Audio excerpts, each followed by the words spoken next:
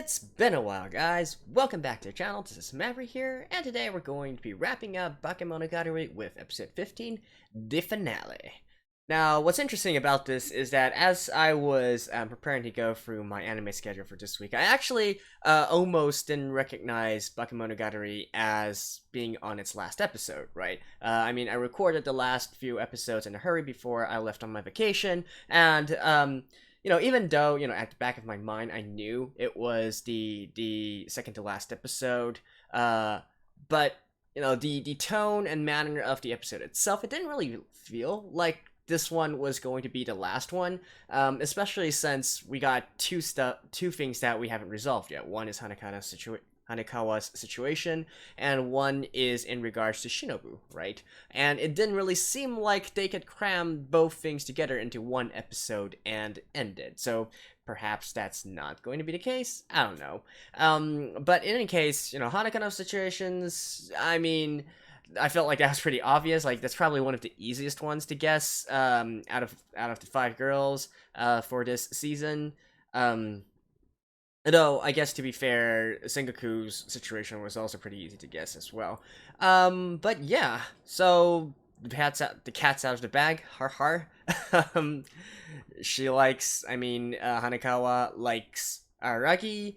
My prediction, if it still holds true, it's that they have actually met long before Hanekawa was helping out Araragi with his particular situation, right? So, those are my predictions going forward. Let's see if that is the case. Alright, let's begin in 3, 2, 1, play.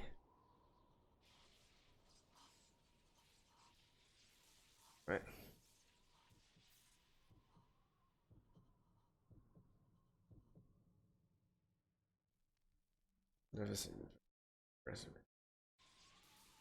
You don't need to be that surprised. Well, I guess, in fairness, he would be surprised. We, as onlookers, might have it a little bit more easy.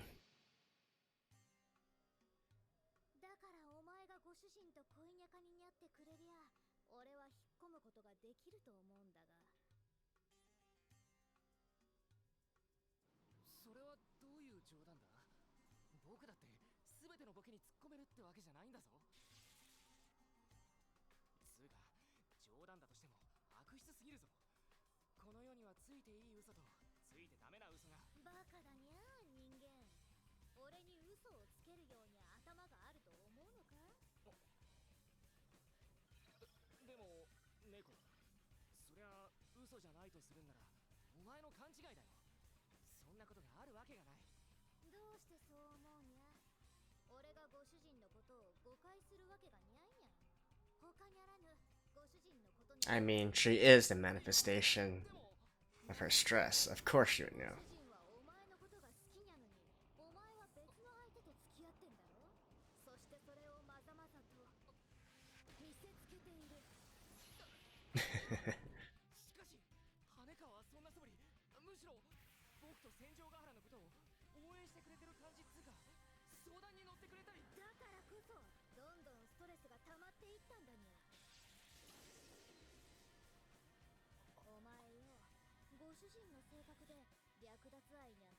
What happened?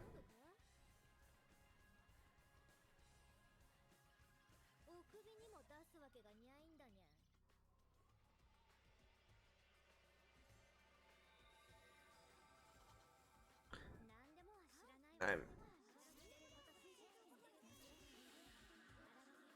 What? Okay, we're gonna have to go back to that again.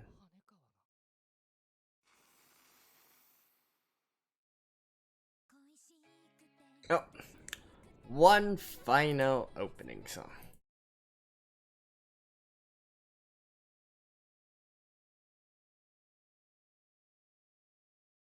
Like, I do feel like the opening is a spoiler of some sort. Now that it has been confirmed, right?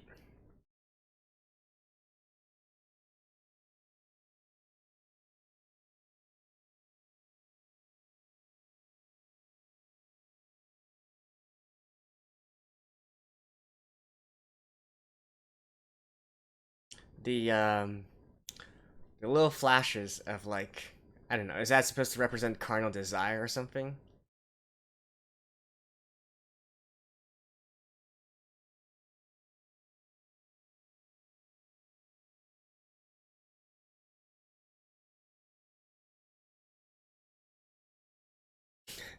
And again with this scene.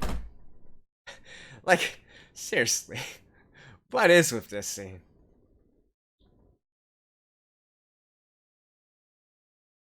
You know, if it wasn't for the actual lyrics or whatnot, you would think that her stress would be that she's been abused at home, sexually abused at that, something like that. But hey, that might still be the case. Let's see.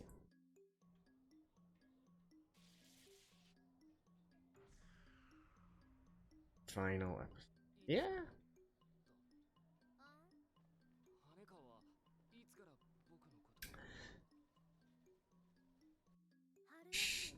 Huh. Alright, never.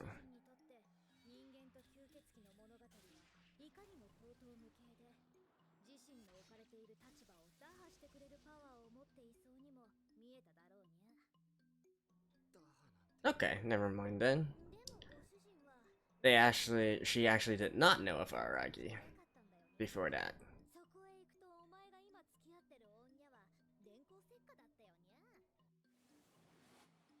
I mean, if that's the case, then I don't feel as bad. Well, as heartless as that might sound.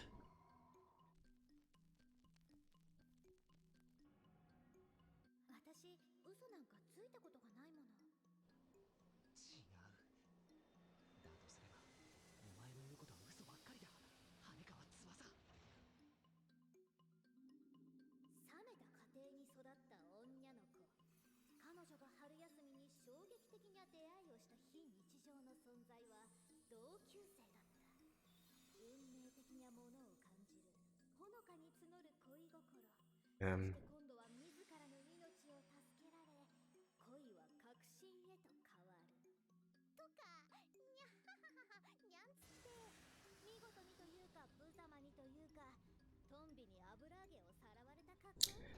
a better love story than Twilight?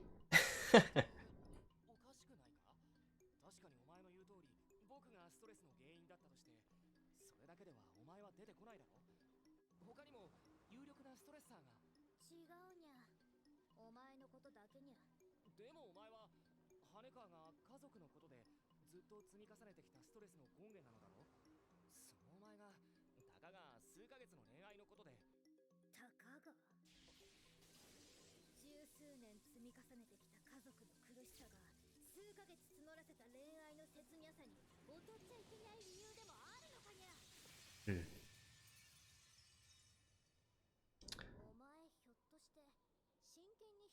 I feel like that was directed towards me.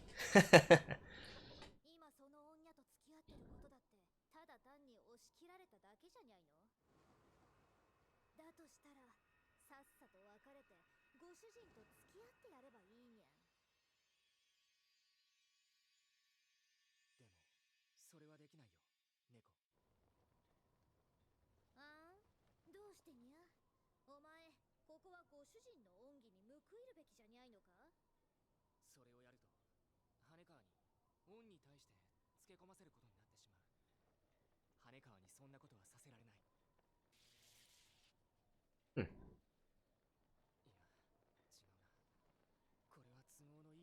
Yeah, that is.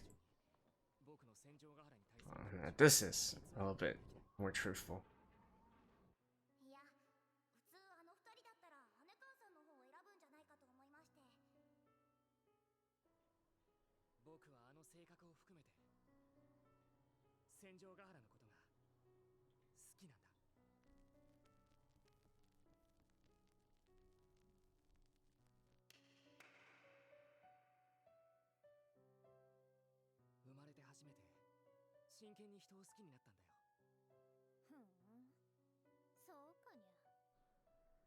So, can ya?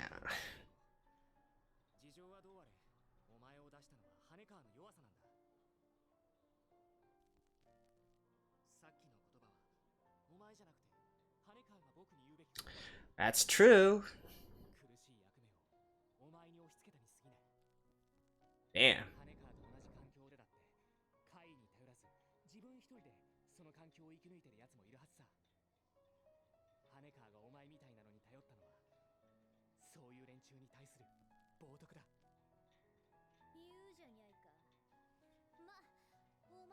That is true, though. I mean, when you consider that all couples need to do something similar to that, you know, run the risk of being...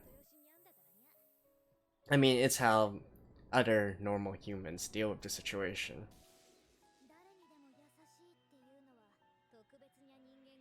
Although,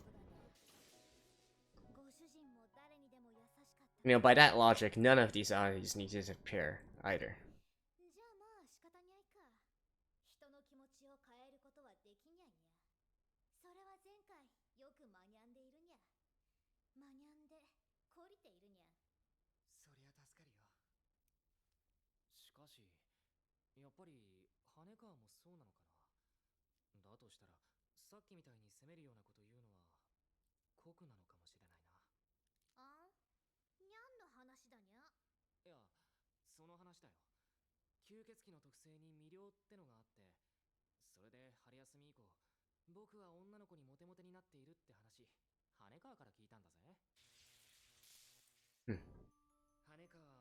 So she might also be affected now?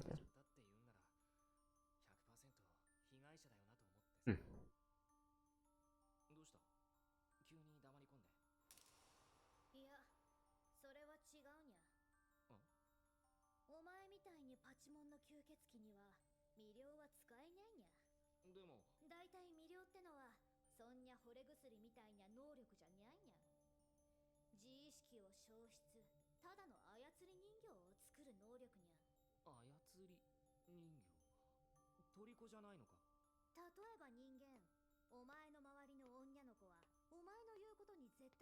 No, definitely not.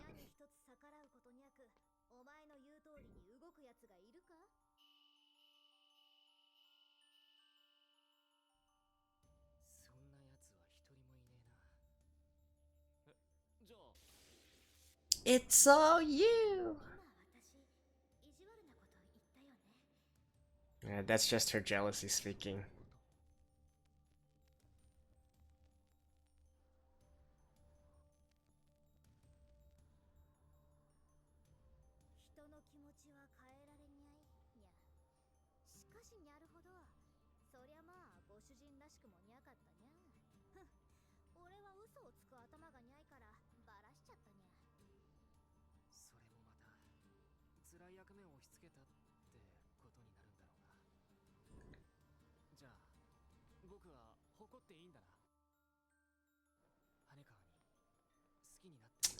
Well, that's a good way to look at it.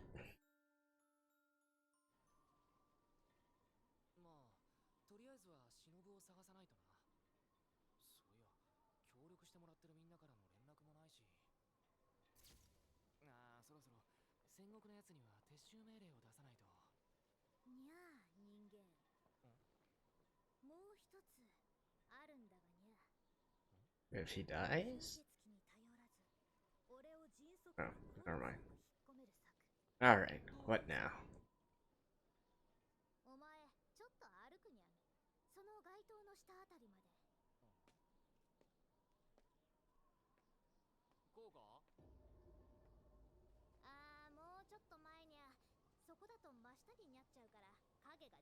Alright, what's she going to do?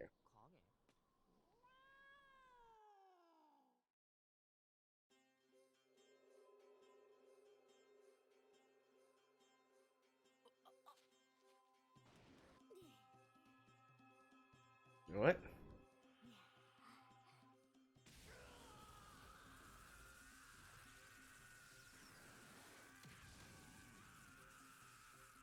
Oh.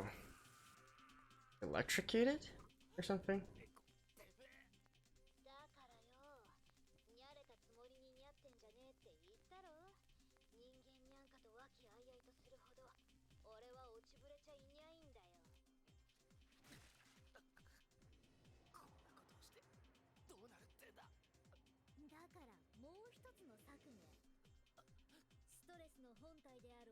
Yeah, if he dies, then her stress is gone.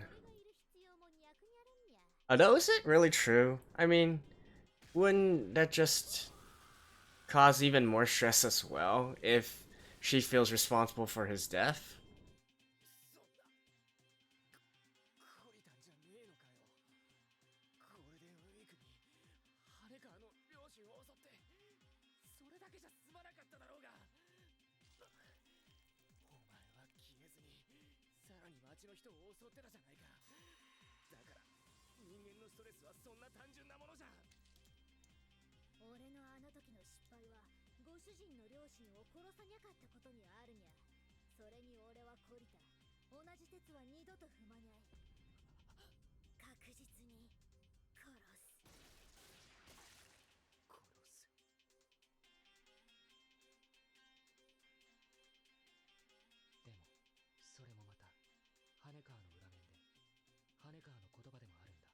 Oh, really? Is that true?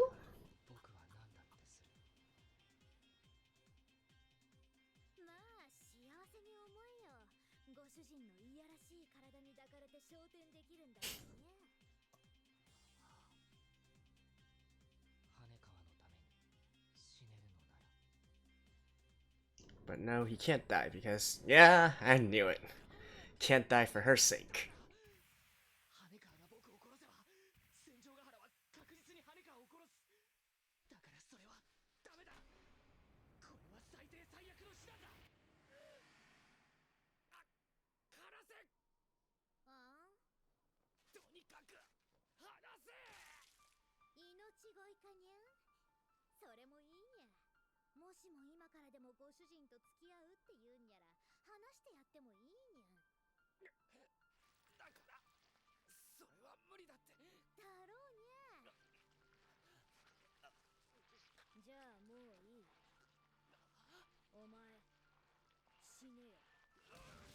Who's gonna save him? Shinobu? Or the other girls? Or what?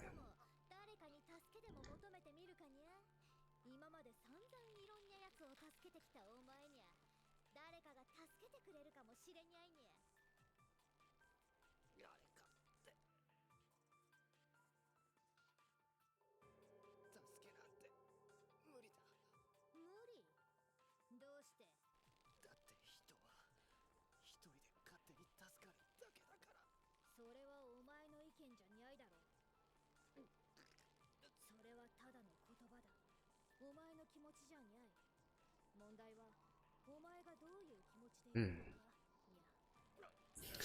Getting philosophical on the brink of death? Alright.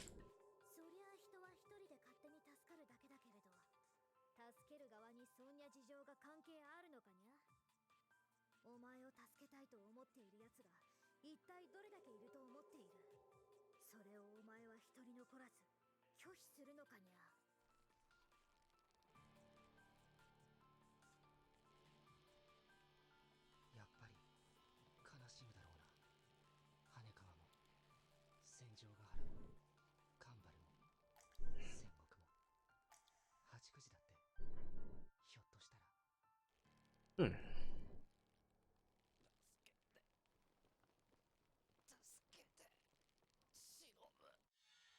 Ooh. Huh.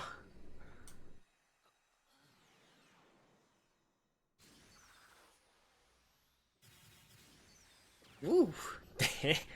That is some nice animation right there.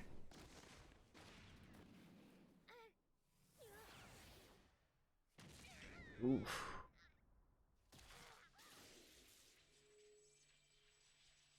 Wait, so that was all it took? Just call her?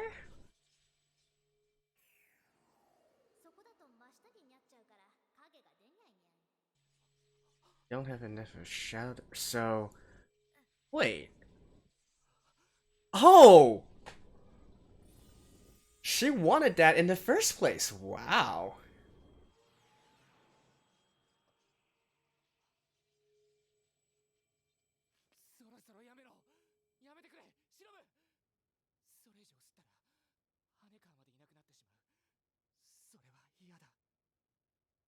At least that's what I'm getting from that scene, right? It's Maybe Hanekawa's inner thoughts, inner desire that she doesn't really want to kill Araragi.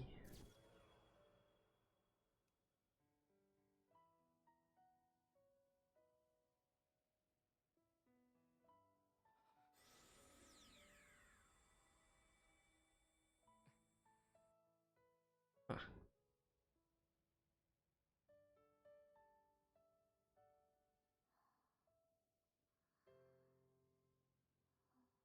Okay.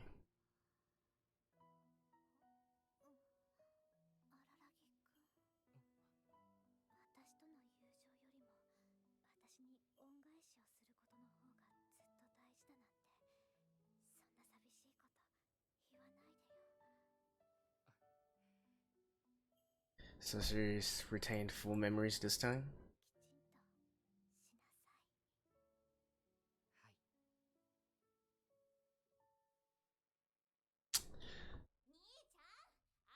That is quite interesting.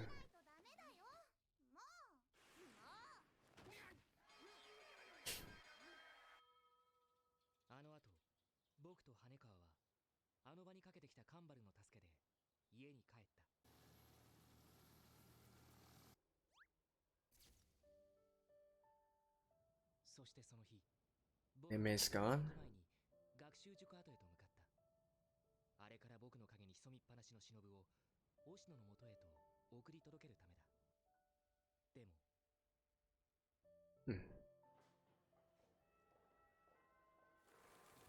Well, he did say he was busy.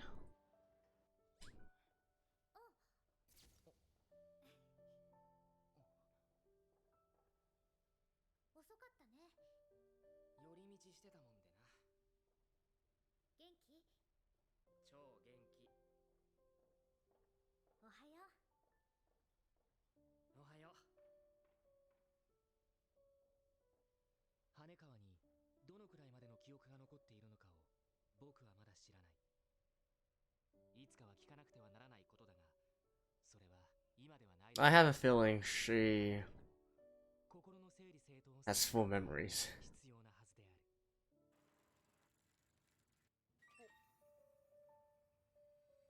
A おかえりなさい。ただいま。今度のデートは荒木くんがプランニングしなさい。変なところに連れて行ったら皮を剥ぐわよ。了解。望むところだ。戦場ヶ原に今度は僕の宝物を見せてやろう。いつかカニも食べに行かなくちゃ。ん？放課後、僕は戦場ヶ原と羽川、それから待ってもらっていたカンバルを連れて再度学習塾跡へと向かった。 Why only these three? Or Sengoku? Well, I mean, I guess they are in the same school, but いつか僕もこの町を出ていく。今ならわかる。昨日ここを訪れた際、押野が野外に出ていたのは、あれは撤収作業の最中だったんだ。ある日突然挨拶もなしで姿を消したりはしないさ。僕も大人だからね。そこら辺はわきまえてる。どうして気づかなかった？あのセリフそのものがどうしようもないくらいに別れの挨拶じゃないか。別れの言葉を決して口にしない、人との別れが何より苦手なあの不器用な男の精一杯の親愛の証。 is that so? Alright. So he just left Shinobu in his care? あいつは僕が忍を探しに飛び出した時に触り猫をわざと見逃してここを後にしたのだろう。忍のことも羽川のことも僕が一人で何とかできるとそう確信して。まったくあれだよな。そうね、あれだわ。あれだよね、実際。うん、あの人はあれに違いない。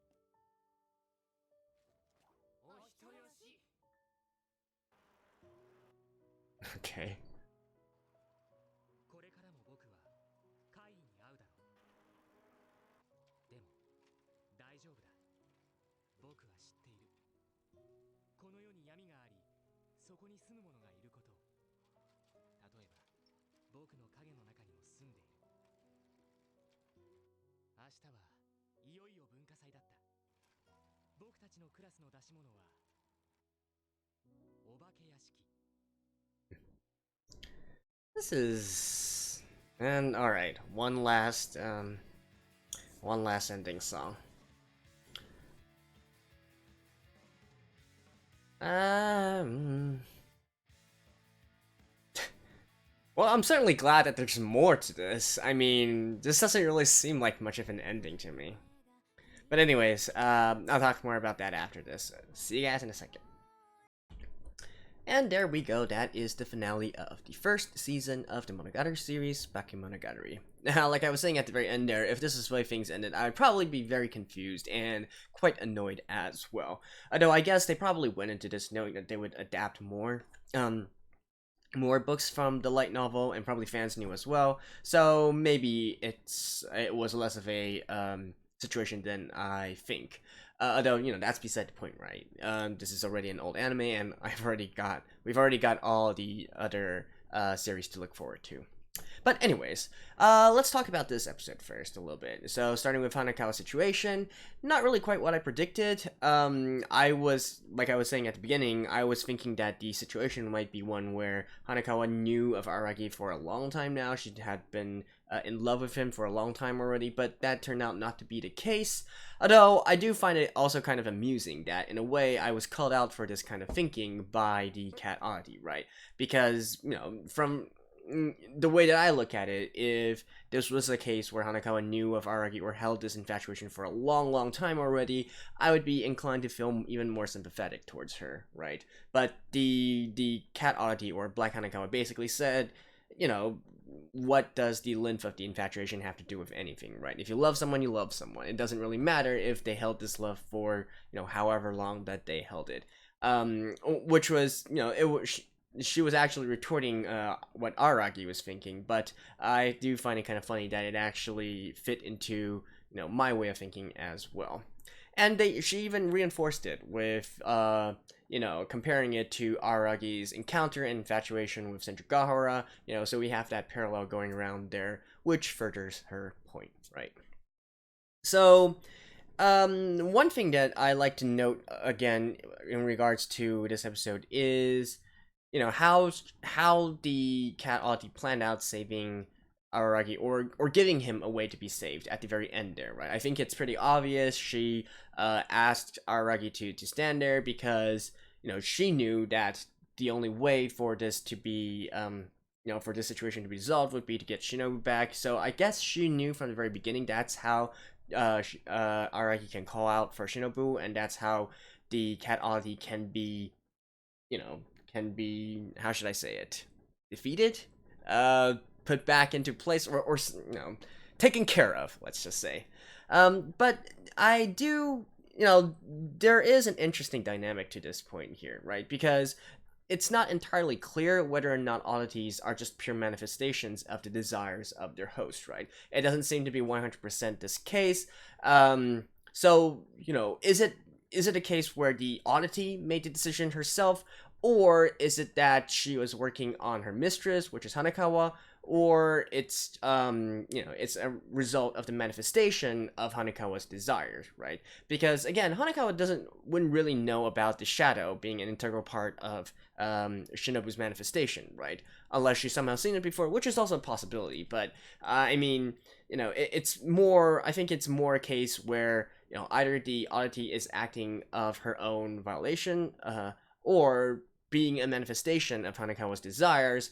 You know, deep down, this is what Hanakawa wants. She doesn't really want to kill Araragi, and so that's why the scene played out the way it did, right?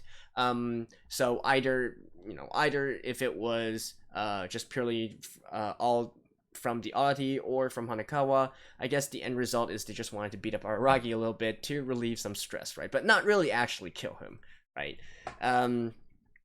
Although I do wonder if there's a second, hidden meaning there as well, or a hidden objective, which is getting Araragi to value his own life a little bit more, right? Because, so far for 15 episodes, we see that he's really, he really doesn't really care much about living, to put it bluntly. Even though he has a very high regenerative body, um, from what we can gather from the series so far is that even without that, he would still be willingly putting his life on in the front lines, right? Um, but I feel like right here, and especially what Araragi is learning, is that he needs to value his own life a little bit more, because if he dies, it's not just a matter of him dying, but he's also going to be affecting other people as well, and that's not what Araragi wants, right? So there's sort of this conflict of desires, because on one hand he wants to help everyone, he's kind to everyone, he definitely doesn't want to do anything to cause harm or cause sadness to the other girls, and that is at odds with his own, sort of aloof attitude to his own life, right? So there is this interesting dynamic going on over here. um and yeah, that's basically all I want to talk about for this episode. Now, for the season as a whole, or this series as a whole, I guess, I can just say that yes, I like it, and I do want to be watching more of this. It is entertaining to me. At the same time, though, I do understand why some people think it's a little bit pretentious. If I'm going to be completely honest, right, this is, and do know that this is knowing nothing about the light novels, knowing nothing about what's going to happen next, and only basing this on these 15 episodes of Bakemonogatari so far. Now, I don't really find anything particularly philosophical or deep about, what they are talking about, or, so on and so forth, right? Now, I do like how they sort of subvert assumptions and expectations, right? Either through Oshino, or maybe some other people, or Araragi even, calling the girls out because, even though they say that they're behaving a certain way, or the oddity is manifesting because of a certain thing, but in actuality, it's actually something else. You need to dig deeper into that and get at the root of the problem. I do like this part, sort of unraveling the mystery, if you will, about the entire situation. And also, when we're talking about subverting assumptions and expectations, even the behavior of Araragi is something that fits that bill as well. Because even though on one hand, we get this sort of, even though a lot of people are saying that he's not a cliche harem protagonist, at the same time, though, one of the defining traits of them is that they show this, this overarching kindness towards the girls, right? Or towards everyone in a certain sense. At the same time, though, even with that, we do get some rather unexpected actions of him as well, such as, beating up Mayoi, which, some people are probably going to be like, how can he be so cruel? He's beating up a little girl and whatnot. But honestly, I found that entirely hilarious. Because, again, subverting expectations, right? And come on, this is fiction, so let's not be too hung up over this. Or, him fulfilling these perverted tropes and acting on his perverted tropes, say with Sengoku. Right, so I did like how we had this sort of subversion as well in terms of Aragi's actions. Now, the part where I'm saying that it's not particularly philosophical or deep is because of the dialogue, right? And, it's, rather than saying that it's really philosophical, I feel like a lot of time it doesn't really go anywhere, right? It has the potential to go somewhere, right? So again, what I would have really liked would be to sort of, have a clash of ideology, going back and forth between, what they think is right or wrong, or how they feel a certain way, something like that. But, a lot of the dialogue, I feel like, at the end of the day, it doesn't really reach any sort of conclusion, or even take a particular standpoint, right?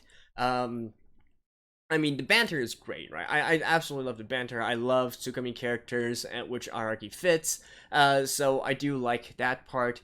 But, let's just say that it doesn't really, a lot of times I don't feel like it's really going anywhere with the sort of back and forth between the characters. And in these kind of situations, I do feel like the visuals really help a lot to break up the monotony of these long dialogue scenes. So even, even though I feel like maybe they aren't really going anywhere with a certain dialogue, because the visuals, which shaft animation, we all know what to expect by now, like what they are capable of and their way of doing things. I personally really like it. Some may think that it's a little too artsy, right? Again, maybe some people would also call it pretentious, but at the same time, I do feel like it helps keep things interesting, right? It keeps things entertaining, so I don't get bored whilst watching or listening through these long scenes of dialogue, which again, I don't really think they go anywhere. Although that, a lot of people have been saying that, okay, so all the dialogue, everything that's being said has a particular meaning, maybe even in the future, right? So I'm not going to be too quick to judge on that. I'm just saying for 15 episodes in. And yes, I know that they always hint at some stuff within the series itself, this season itself as well, right? How a particular oddity is the truth of the situation, if you will. But a lot of times, I still don't think that it really fits anything, if that makes sense. And beyond that, I do really like the sort of couple portrayal of Araragi and Senjugahara. It's great. I love the amount of trust and understanding, and the way that they display their love towards each other. I'm not talking about, the more obvious stuff such as hand holding or whatnot. I still remember back, what was it, in episode 13? 12, 13, the one where Senjugahara took Araragi out to see the stars, right? I still feel like that is, hashtag relationship goals, right? It's definitely something that's, it's just a wonderful portrayal of couples that is idealistic in a certain way, but at the same time still realistic, if that makes sense. I could totally see that happening in real life as well. It's not it's not over the top. It's not like a very, how should I say it? It's not like grand love or anything, but just the way that it's being portrayed. It's soothing, it's refreshing, it's entertaining, and it's just something to strive for, right? So I do really like that part very much as well. So really, I feel like the characters, particularly the character interactions, are what's driving this series forward, alongside mystery solving, which is fun in of itself as well. So, anyways, like I said, I do really like this series. Maybe not quite considering it a masterpiece yet. That remains to be seen. And I will be continuing forward, right? So let's see for the future. And after some deliberation, I've decided to just go ahead and directly watch Kizumonogatari, the 3 movies, directly after this. Mainly because, well, for one, I do feel like watching it in its intended order by the original author is a pretty good bet on the best way of watching it. And second of all, I do really want to learn a little bit more about Araragi and Shinobu, particularly with this episode where we see Shinobu, manifesting and, doing her cool stuff, and we see a lot of flashbacks as well, going back to what I presume is when Araragi and Shinobu first met, and what resulted in, this kind of result in the first place. So I feel like this would be a good time to watch Kizumonogatari, which supposedly talks about, Araragi, how he met Shinobu, and how things became the way that it did, right? Not to mention that, as I was saying, Araragi, right now, he still has this cliche sort of kindness towards all the different girls, all the different people, so on and so forth. I do want to learn a little bit more about Araragi, right? Like, is there anything particularly deep about him that makes him act in this way? Or also, like I said, a sort of disdain for his own safety and his own life, right? Like, I do want to learn a little bit more about that first. So I will be watching Kizumonogatari following this series. So there we go. That was episode 15 of Bakemonogatari, as well as my thoughts on the entire series of Bakemonogatari as a whole. So hope you guys enjoyed this series, and I hope I can see you guys in the next one with Kizumonogatari. So stay tuned, guys, and bye bye.